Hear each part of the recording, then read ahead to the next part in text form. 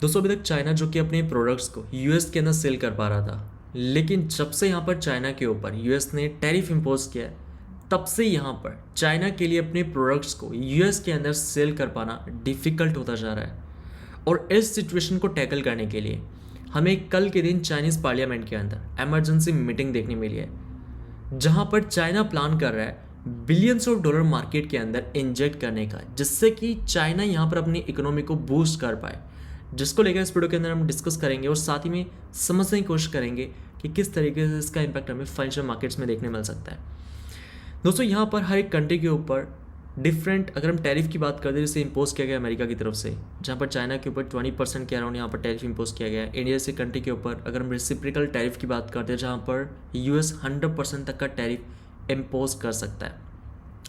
सो directly चलते हैं screen के ऊपर एंड बात करते हैं यहाँ पर चाइना को लेकर कि हमें क्या यहाँ पर सिचुएशन देखने मिल रही है चाइना की तरफ से और किस तरीके से चाइना अपनी इकोनॉमी को बूस्ट करने की प्लानिंग कर रहा है। सो यहाँ पर हाल ही के अंदर हमें जो मीटिंग देखने मिली है पार्लियामेंट के अंदर, अब इस मीटिंग के बाद एनालिस्ट प्रेडिक्ट कर रहे हैं कि किस प्रकार से इसका इम्पैक्ट हमें बिटकॉइन के ऊपर देखने मिल सकता है, जहाँ पर चाइना अपने फिजिकल स्टिमुलस की हेल्प से 300 बिलियन युआन को इकोनॉमी में इंजेक्ट करने वाला है। दोस्तों लास्ट ईयर जिस टाइम पर चाइना ने सितंबर 2024 के अंदर फिजिकल स्टिमुलस की हेल्प से सिस्टम में लिक्विड इंजेक्ट की थी, तो उस टाइम पर हमें बिटकॉइन के अंदर $49,000 से ऑलमोस्ट $66,000 का लेवल देखने मिला था।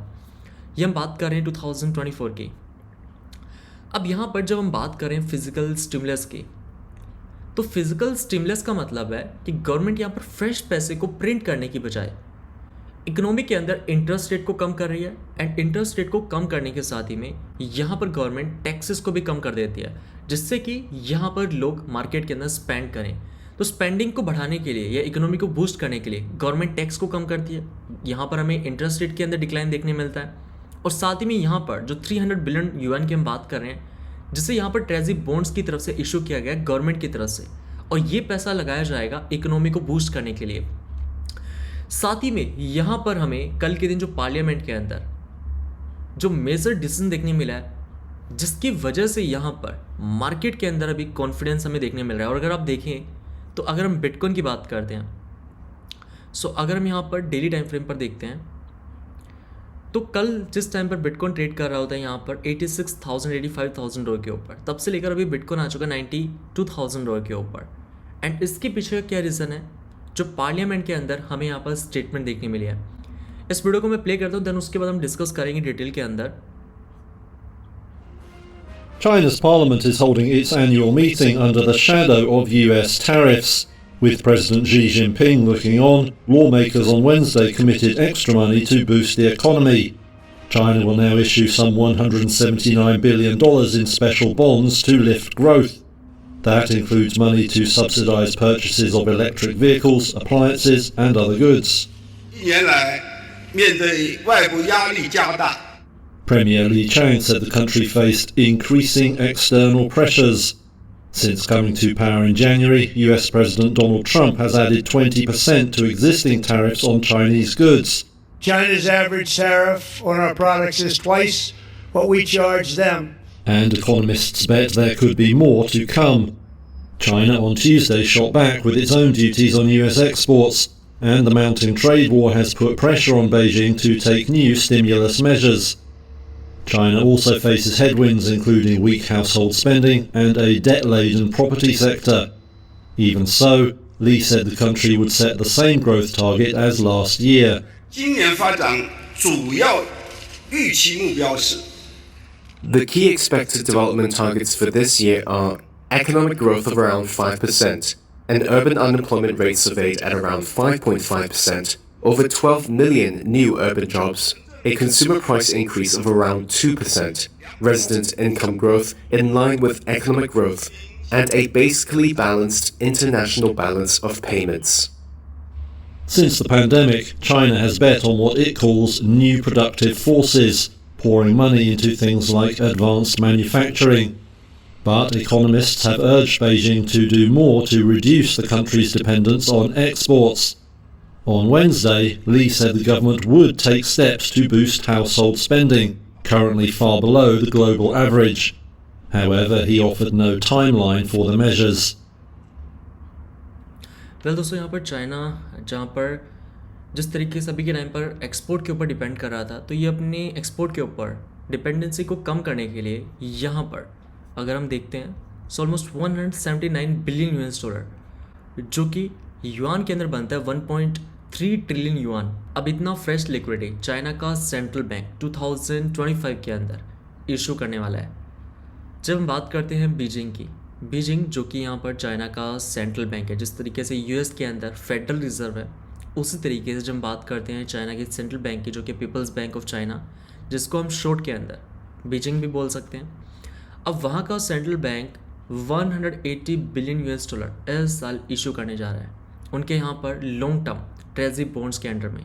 वहीं अगर हम गवर्नमेंट की बात करते हैं, चाइनीज़ गवर्नमेंट जो कि इस साल 4.4 ट्रिलियन युआन 2025 के अंदर इशू कर सकती है। जब हम बात करते हैं किसी भी कंट्री की गवर्नमेंट की या फिर वहाँ के सेंट्रल बैंक की, तो अक्सर इन्वेस्टर्स कंफ्यूज रहते हैं कि यहाँ पर किसी भी कंट्री का गवर्नमेंट एंड सेंट्रल बैंक एक ही यहाँ पर एंटिटी है। ऐसा नहीं है, ये दोनों सेपरेट एंटिटीज़ है। जब हम बात करते हैं यूएस की, जहाँ पर यूएस का गवर्नमेंट एंड यूएस का फेड, ये दोनों सेपरेट एंटिटीज़ है।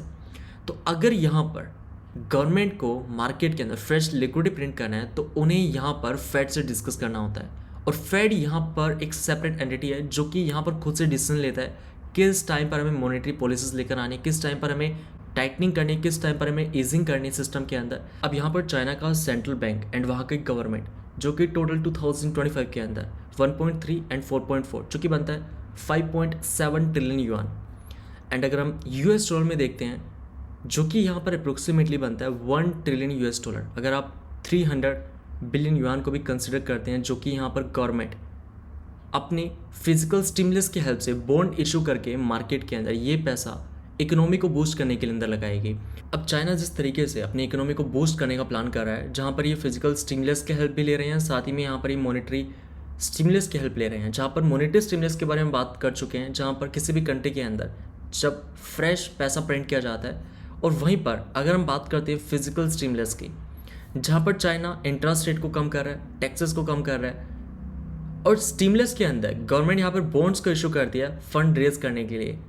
अब ये जो फंड रेज किया है गवर्नमेंट ने, ये पैसा इकोनॉमी के अंदर लगाया जाता है, ये इंफ्रास्ट्रक्चर में लगाया जाता है, रोड्स को बनाने के अंदर लगाया जाता है, ये किसी भी इंडस्ट्री के अंदर लगाया जा सकता है। जैसा कि वीडियो में हमने देखा मोटर सेक्टर के अंदर चाइना भी ये पैसा अपना जो है इन्वेस्ट करने वाला है। अब यहाँ पर दोस्तों किस तरीके से चाइनीज़ इकोनॉमी अगर बूस्ट होती है तो इसका इम्पैक्ट हमें फाइनेंशियल मार्केट्स में देखने मिलता है, उसको समझने की कोशिश करते हैं। अगर हम जीडीपी वाइज देखते हैं तो अपने पास जो टॉप 5 कंट्रीज़ है, जिसमें फर्स्ट नंबर पे यूनाइटेड स्टेट्स, सेकंड नंबर पे चाइना। तो जब भी यहाँ पर यूनाइटेड स्टेट्स ऑफ अमेरिका, जब भी यूएस पैसा प्रिंट करता है, तो इसका इम्पैक्ट हमें ग्लोबल मार्केट्स पे देखने मिलता है। उसी प्रकार से जब यहाँ पर चाइनीज़ मनी मार्केट के अंदर आती है, जब चाइना यहाँ पर फ्रेश पैसा प्रिंट करता है, तो इसका इम्पैक्ट हमें ग्लोबल मार्केट्स पर देखने मिलता है। बिकॉज चाइना का जीडीपी जो कि 20 ट्रिलियन यूएस डॉलर के ऊपर है, एंड अक्सर आप देखते हैं कि जब भी M2 सप्लाई इंक्रीज होता है तो उसे यहाँ पर बिटकॉइन भी फॉलो करता है। और M2 सप्लाई के अंदर ऐसा नहीं है कि सिर्फ अमेरिका अगर प्रिंट करेगा तभी M2 सप्लाई इंक्रीज होगी। अगर चाइना मनी प्रिंट करता है, ये टॉप 5 टॉप 7 के जो सेंट्रल बैंक्स है, अगर इनकी तरफ से यहाँ पर मनी प्रिंट किया जाता है, तो इसका इम्पैक्ट हमें M2 सप्लाई के अंदर देखने मिलता है। और अगर M2 सप्लाई इंक्रीज करती है तो उसका इम्पैक्ट हमें फाइनेंशियल मार्केट्स पर देखने मिलता है। तो अगर चाइना मनी प्रिंट करता है तो इससे ग्लोबल M2 सप्लाई इंक्रीज होती है, जिसका इम्पैक्ट हमें फाइनेंशियल मार्केट्स पर आता हुआ नजर आता है।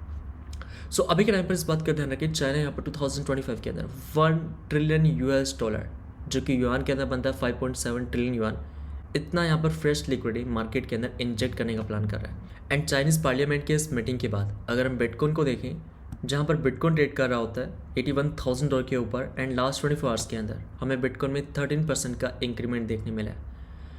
दोस्तों यहाँ पर इस बात का ध्यान रखें कि टैरिफ का लगना शॉर्ट टाइम फ्रेम के अंदर मार्केट में सेल ऑफ ज़रूर लेकर आ सकता है, लेकिन लॉन्ग रन के अंदर अगर हम यूएस की भी बात करते हैं तो टैरिफ का इम्पोज होना, जहाँ पर यूएस चाहता है कि उनका डोमेस्टिक प्रोडक्शन इंक्रीज़ हो, तो अगर डोमेस्टिक प्रोडक्शन इंक्रीज़ होगा तो वहाँ पे अनएम्प्लॉयमेंट रेट भी डिक्लाइन करेगा, और अनएम्प्लॉयमेंट रेट का गिरना ज़रूरी है यूएस के अंदर। बाकी दोस्तों आपको क्या लगता है कि चाइना के इस डिसीजन के बाद क्या यूएस भी अपनी इकोनॉमी को बूस्ट करने के लिए कुछ इस प्रकार के यहाँ पर डिसीजन लेकर आ सकता है? बाकी कमेंट करके ज़रूर बताएं। बाकी मैं मिलता हूँ फिर आपसे नेक्स्ट वीडियो के अंदर, तब तक के लिए जय हिंद, वंदे मातरम।